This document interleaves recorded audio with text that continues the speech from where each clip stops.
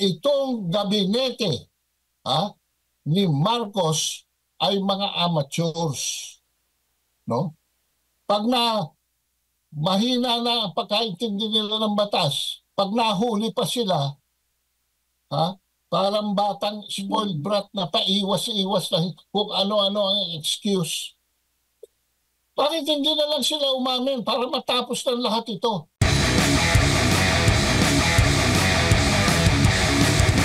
Laging inuulit ng DOJ na hindi nila kinikilala o hindi kinikilala ng gobyerno ang ICC. Pero yung obligasyon lang din nila sa Interpol. Now ngayon doon sa sa diffusion order na ulit-ulit nilang binabasa doon sa pagdinig kahapon, wala namang nailagay doon na isuko, kundi doon ay dapat sumunod sa tamang proseso. Na ngayon, ang interpretasyon naman nila ay parang nagkusa sila na isuko at ibang batas naman ang kanilang pinatutungkulan. Na may kaugnayan naman kung nasa saklaw pa ba tayo doon sa ICC, which is hindi nga nila kinikilala. Parang nagkusa sila dahil ang nandun dapat sumunod, which is ang dapat na sundin na panuntunan is yung rendition nga. Meron siyang ibang pahayag. Paano po kaya ito, sir? Lalo na sa mga future reference po ng mga pulis o kung sino man ng mga law enforcer na magpapatupad nito na ay pwede pala na ganito, ganyan. Yung paano natin matitiyak na lahat ng ipinapatupad ng mga law enforcer ay naayon talaga sa batas at hindi lang yung kumbaga basa-basa ito yung pagkakaintindi ko at kung may mali man ako, yun nga. Sa presinto ka na magpaliwanag, sa korte ka na magpaliwanag, Kaado. Yung mga paliwanag na ganyan, paliwanag yan ng mga, kung ikaw sundalo, ang tawag dyan, utak pulbura. Kung ikaw naman ay pulis, yan ang mga rason ng mga pulis patola. Balik tayo kay former Associate Justice Adolfo Ascuna. Klaro niya yan doon sa kanyang pahayag. Ano ang sinasabi niya? Bakit? Kung hindi na pala nire-recognize ng Pilipinas ang ICC, bakit nyo isinurrender ang dating Pangulo sa isang partido na hindi naman ninyo nire-recognize? The mere fact na sinurrender ninyo sa ICC yan, you are giving recognition to the ICC in violation of our sovereignty. Dahil nung tayo umalis sa ICC, hindi na tayo, parang sinabi mo basta ako papasok sa kawanong bahay na gusto ko. At sisiping ako kung sino man ang babaeng nandun. Pwede ba yun? Anong klaseng pananaw yun? At saka yan na nga ang sinasabi ko Wala kasing Interpol participation dito. In fact, nung tanungin si Special Envoy Marcos Lacanila, sino nag-appoint sa'yo na maging to represent the Interpol? Kasi dapat, pagsakay sa aeroplano, isusuko mo sa Interpol ang ating Pangulo. Ganon yung proseso. Iti-turnover mo sa Interpol. So, it is the PNP turning over a suspect to the Interpol. Sino yung Interpol nakasama sa aeroplano? Wala. At it looks like Special Envoy Marcos Lacanilao only assumed the role. Na hindi naman siya dapat hindi naman siya dapat nandun. At worse, sa kanyang turnover sa ICC, meron siyang mga falsehoods doon sa pag-fill up ng turnover form. yung turnover information sheet. Na tinanong siya kung meron bang mga karamdaman, etc., etc., ang dating Pangulo, sinabi niya, do not know, nakalagay doon sa form. Kaya, alam mo, palagay ko ito si Marcos Lacanilao, magbabakasyon ito ng mga ilang taon sa Bilibid. Kasi hindi nga pwede ito eh. Itong mga nagsisinungaling dito, itong mga kakuntsaba, say, by the way, kidnapping is a heinous crime. Tatlong aspeto ang hindi sinunod ang rule of law, ang due process dito. Kaya ako, every time I talk to, for instance, lawyers like Attorney Jacinto Paras, no? Nakasama ko sa Iparas kay Paras, no? Lagi kong sinasabi, tatlong issue rito. Number 1, illegal arrest. Number 2, illegal detention. And number 3, kidnapping. Yung tinatawag ni Mr. Adolfo Ascuna na extrajudicial rendition. Ayaw niyang gamitin yung word na kidnapping. Tatlo ang heinous crimes na nangyari dito. And pag ikaw ay napatunayan dyan sa 3 counts na yan, malamang hindi ka nag-graduate sa Bilibid. Dahil more than 20 years sa magiging sentensya mo. Illegal arrest, illegal detention, and kidnapping. Sa illegal arrest, sino mga involved? The Prosecutor General, the Philippine National Police. Sa illegal detention, sino involved? The Philippine National Police, the Department of National Defense. Bakit? Ginamit na venue of the crime ang isang military facility. Kaya hindi pwedeng maghugas ng kamay ang Poncio Pilato na yan, na Secretary of Defense natin. Involved siya dito. He was monitoring all of this happening. In the testimony of John Vic Rimulya to Her Honor Pinky Webb sa telebisyon. Yun ay ebidensya. No? So, kasabwat ang Secretary of National Defense. At yung Air Force, kung sino man yung Air Force na commanding general dyan. No? Panghuli, sino ang mga na-involved?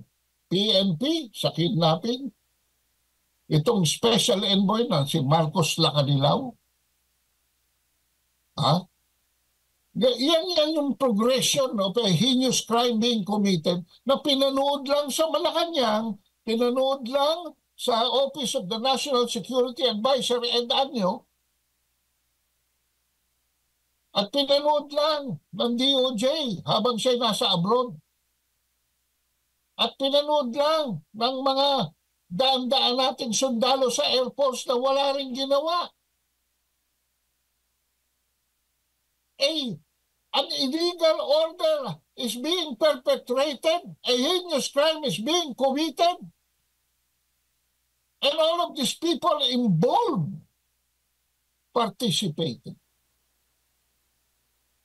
Can you imagine this? Paano ba tayong magkakaroon ng peace and order, law and order sa ating mga kalsada?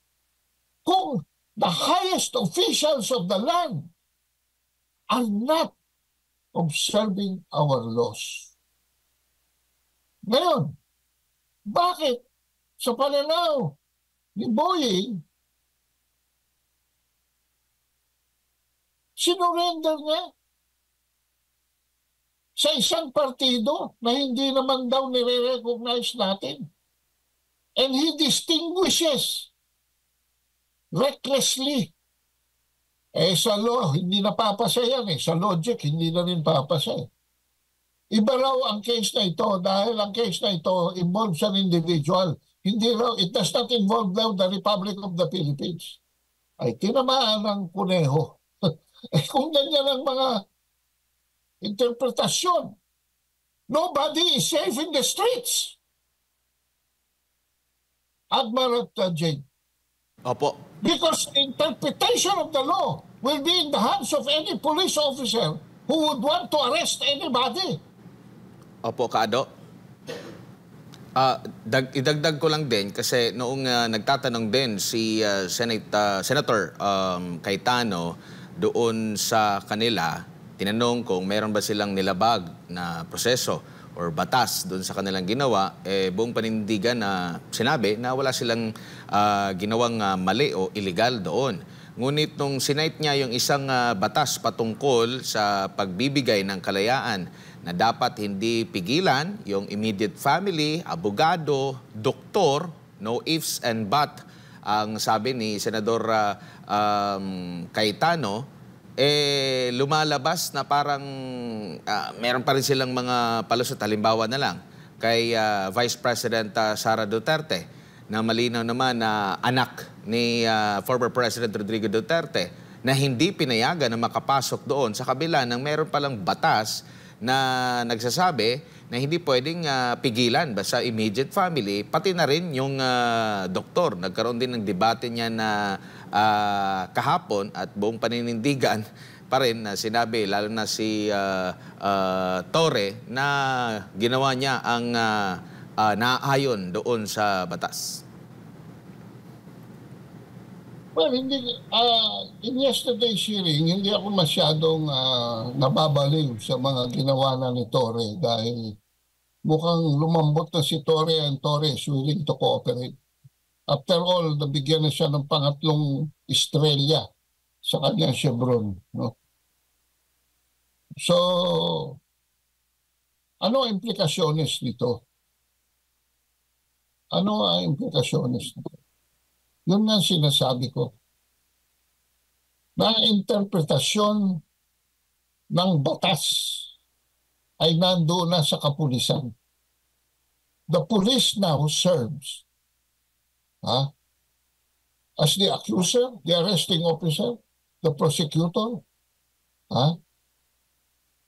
the judge, and the executioner. Yan ang lumalabas yan. Pangalawang lumalabas dyan, kaya hindi ko masyadong didiinan si Torre. Dahil I think, hindi ko alam, no? Hindi naman yata lawyer si Torre. So, hindi niya alam ang hierarchy of laws. Kasi pinag-uusapan nila, violation of this law, violation of that law, violation of this and that. Hindi nila binabanggit ang konstitusyon. Si Atty. Medina lamang ang bumabanggit ng konstitusyon. Lahat ng pinag-aawayan nilang batas, due process, ay nasa ilalim lamang ng konstitusyon. Klarong-klaro ang violation of human rights na hindi na kailangan ng enabling law because it's very, very clear in the Constitution. Nobody shall be deprived of. Ano ibig sabihin yan? Sa Latin, ang tawag dyan, malum prohibitum. Expressly prohibited. It is a malice that is expressly prohibited. Malum prohibitum. In other words, by itself, it is already an enacting law. Hindi katulad nung naging issue, halimbawa nung medyo lalayo ako ng konti, pero yung naging issue nung panahon ni Marcos, halimbawa ng snap election. Nung panahon ni Marcos Sr., ano ang argumentation namin noon ni Ambassador Pelaez? That there is no malum prohibitum for a snap election. It is not expressly prohibited by the Constitution. Therefore, a law can be enacted. Marcos, in fact, issued a presidential decree calling for a snap election. Pagka hindi klaro ang batas o walang hindi expressly pinagbabawal ng batas, diyan papasok ang legislatura, diyan papasok ang sino mang may hawak ng legislation or lawmaking. But those laws that are created are always inferior to the supreme, the highest law of the land. So, lumusot man sila rito sa diskurso ng due process, hindi sila lulusot sa konstitusyon. And in the final analysis, what is the Constitution protecting here? The sovereignty of the Filipino people. At pag sinabing Filipino people, hindi pwedeng alisin si Admar dyan. Pag inalis mo si Admar dyan, hindi na Filipino people yan. That is no longer the totality of the Filipino people dahil inalis mo si Admar dyan, inalis mo si Jay dyan. The Filipino now is less than 2 citizens. That will not be the concept of the Filipino people which collectively constitute the state. Yan ang problema ng ating mga abogado. Hindi sila sanay sa pagtackle ng statecraft dahil hindi masyadong emphasize ang international law sa ating mga law schools. Ang emphasize ay yung pagkita ng attorney's fees. Yan ang problema eh. Kailangan ang ating mga batas mag-training sa statecraft. Sino ba yung state? Presidente ba yun? Hindi. The state is the totality of the Filipino people who is the absolute sovereign. Walang tataas dyan in a democracy. Sabi nga ni General Luna, maski presidente ka pa. Ayan, sabi ni General Luna, di ba? Maski ang presidente ay hindi maaaring umangat sa batas. Yan eh. Opo. Kaya itong mga ginagawa nilang ito, mga pajobos-jobos, only exhibits the fact, no? That dito, kung tutuusin natin na itong nangyari kay Duterte, is a revalida of lawyers confronted by the Senate in a hearing. Lumalabas, incompetent sila. At lumalabas ang dami natin mga opisyalis na hindi naiintindihan ang kanilang mga duties and responsibilities. Alam lang nila ang kanilang mga functions and the 1530 sweldo every month. Duties and responsibilities. Ito sila kanila, hindi niya alam ang kanyang duties and responsibilities. And being a special envoy, sino ba ang nag-appoint sa kanya? Presidente ng Pilipinas. So ano ang primary interest ng isang special envoy in the person of Marcos Lacanilao? To protect the president, not the people of the Republic of the Philippines, not the citizen of the Republic of the Philippines, and with more reason, not a former president that this government is adversely opposed to in politics. Yan ang mga leksyon na nakikita natin ngayon, na itong gabinete, ni Marcos ay mga amateurs, no? Pag mahina na ang pagkaintindi nila ng batas, pag nahuli pa sila, parang batang spoiled brat na paiwas-iwas na kung ano-ano ang excuse. Bakit hindi na lang sila umamin para matapos ng lahat ito? Yan naman eh. Nobody can escape the truth. Sino ba yung senador na paulit-ulit sinasabi yun? That our purpose here is to find the truth so that we can enact the proper laws.